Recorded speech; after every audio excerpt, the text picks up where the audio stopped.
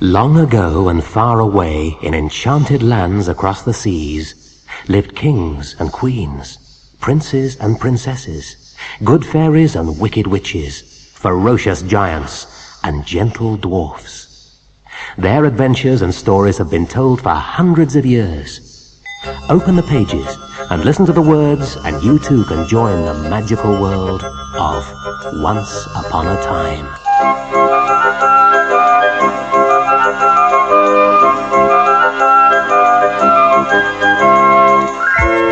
The Wizard of Oz.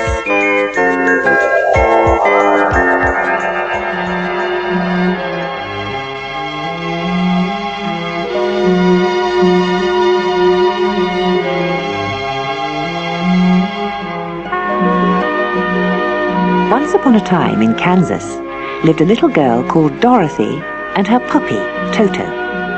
She lived very happily on a farm with her uncle and aunt. Then one morning, when they had gone to work early and Dorothy and Toto were sleeping peacefully in bed, their adventure began. A fierce whirlwind swept across the fields and lifted the farmhouse, with Dorothy and Toto asleep inside, right up into the air. It whirled higher and higher up into the clouds, and then came to land with a bump in the middle of an emerald green field covered with flowers.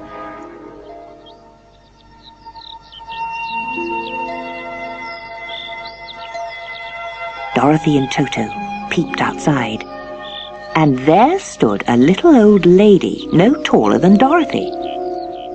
"Welcome to the Kingdom of Oz," said the old woman, "and thank you for killing the Wicked Witch of the East." I'm sorry," Dorothy stammered, "but I don't think I killed anybody." "Well, maybe you haven't," laughed the old woman, "but your house certainly has." And she pointed to 2 feet in silver shoes sticking out from under the house. Dorothy and Toto looked in amazement as the old woman continued. "Perhaps I should introduce myself. I'm the Witch of the North. The Witch of the South and I are the 2 good witches. There are, or were, 2 bad witches, one from the west and one from the east. It's the Witch of the East you've killed." Dorothy began to cry. She didn't like to think that she'd killed someone. I want to go home," she sobbed. "Oh, I'm afraid that's impossible," said the Witch of the North. "The only thing for you to do is to put on the Wicked Witch of the East's magic shoes and try to get to the Emerald City and see the Wizard of Oz. He's the only one who can help you." The Witch of the North showed Dorothy and Toto the way, and they set off along a road paved with yellow bricks.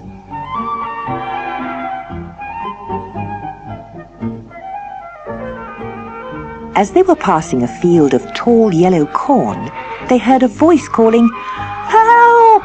Hey, you over there! Can you help me?" "Why," exclaimed Dorothy, "it's a talking scarecrow. How can I help you, Scarecrow?" "Well, you could untie me for a start," gasped the Scarecrow. "I've been tied to this post to frighten the crows, and I've had enough of it." Dorothy and Toto untied the poor Scarecrow. "Oh, that's better," he declared. "Yeah, that's much, much better." And he skipped and jumped a few steps and gave a big smile. "We're off to the Emerald City to see the Wizard of Oz," explained Dorothy. "Who's the Wizard of Oz?" asked the Scarecrow. Dorothy was amazed that he didn't know, so she explained all about the Wicked Witch of the East. "The reason I don't know about the Wizard of Oz," said the Scarecrow, "is because I have no brain. My head is full of straw. But I'd really like a brain. Do you think the Wizard of Oz will give me one?" "I don't know," said Dorothy, "but you're welcome to come with us and find out." The 3 walked on the whole day and slept in a hut at the side of the road. The next morning, just as they were starting their journey again, they heard a groaning noise. Lying at the side of the road was a rusty tin man.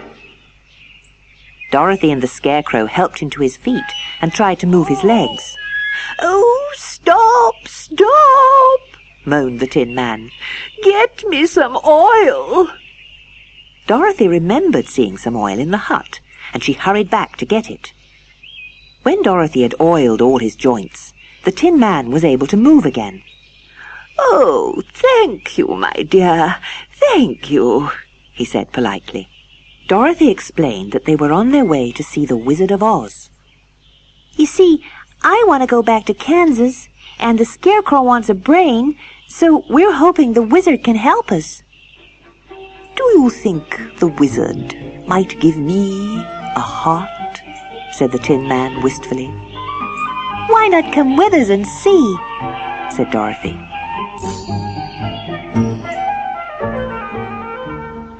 Off they set together, when suddenly, with a terrible roar, a lion jumped out.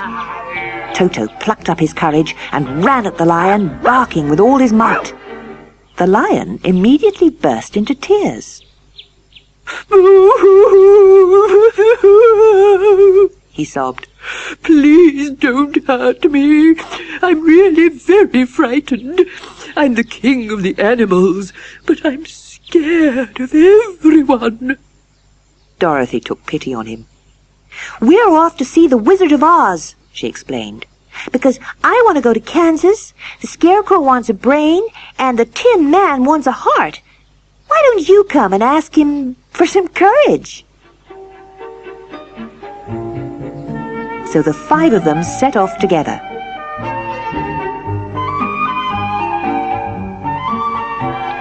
Soon they came to a point where a huge ravine had opened across the road. There seemed to be no way forward. Dorothy was close to tears as she stood and looked down at the huge hole. "Oh no," she moaned. "How will we get across?" The Scarecrow and the Tin Man scratched their heads and looked down glumly. "Well," said the lion hesitantly, "I suppose I could manage to jump across." "Please do, dear lion," begged Dorothy. "Otherwise, there's no hope for us." Trembling with fright, the lion told Dorothy to climb on his back, and with a giant leap, he landed on the far side. Hurrah! 3 times the lion went back and collected Toto, the Scarecrow, and the Tin Man. "What a brave lion you are!" exclaimed Dorothy. "Hear, hear!" echoed the Scarecrow and the Tin Man, and Toto barked his approval. Off they set once again along the yellow brick road towards the Emerald City. They journeyed for many days and had many dangerous adventures and escapades before they finally arrived at the gates of the Emerald City. The keeper of the gates came to meet them. "Hello there," he said, looking them up and down. "Just what can I do for you?" Dorothy cleared her throat and said nervously, "We've come to see the Wizard of Oz, if you please." "Oh," whistled the keeper as he shook his head. "I don't know about that. Nobody has dared to visit him for years." "Oh, please," begged Dorothy. "You don't understand how important it is." And she told him the whole story of the whirlwind, the Wicked Witch of the East, and their journey along the yellow brick road. The keeper scratched his chin and thought. I suppose I could make an exception, just in your case, of course." "Oh, thank you," said the Tin Man politely, while the Scarecrow began to hum a happy tune, and Toto wagged his tail. "However," added the keeper in a serious voice, "you will have to wear these special green glasses so you are not blinded by the splendor of the Emerald City."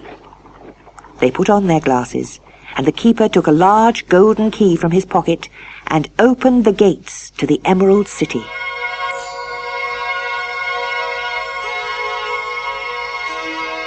Even with their glasses, they were dazzled by the splendor of the city. The houses and palaces were made of green marble, encrusted with jewels, and the windows had emerald panes. The sky and the rays of the sun were the same magnificent green color. The keeper accompanied them to the throne room and showed them into the wizard's presence. A bright green light bathed the throne, and all they could see was an enormous bald head without a body. The bald head was glaring at them fiercely. "I am the great and terrible Wizard of Oz," proclaimed the head. "Who are you, and what do you want?" The others pushed Dorothy forward. "My name is Dorothy," she started nervously. "And Toto and I would very much like to go home to Kansas." The Scarecrow added, "I'm the Scarecrow, and I would like to have a brain." "Excuse me," said the Tin Man, "but I would very much like to have a heart." "And I," said the Lion, "would like to have a little courage." They all looked at the wizard expectantly, waiting for his reply, when, with a flash and a bang, he began to turn himself into all sorts of weird things. First, he became a beautiful princess with an emerald crown. Then a monster with 5 arms, 5 legs, and 5 heads. And finally, a brilliant ball of light that was impossible to look at. At last, he decided to speak. "I really would like to help you all. In fact, I might. But before I can even begin to think about it, you must kill the Wicked Witch of the West." Dorothy was in despair. After their long journey and all their struggles, they still had to perform another feat. "But," she began. The wizard interrupted her with a mighty roar. "No buts! Kill the Wicked Witch of the West before you dare to speak to me again." There was nothing Dorothy or her friends could do. Dejectedly, they left the palace and started off on the yellow brick road again. It's time to turn over to side 2.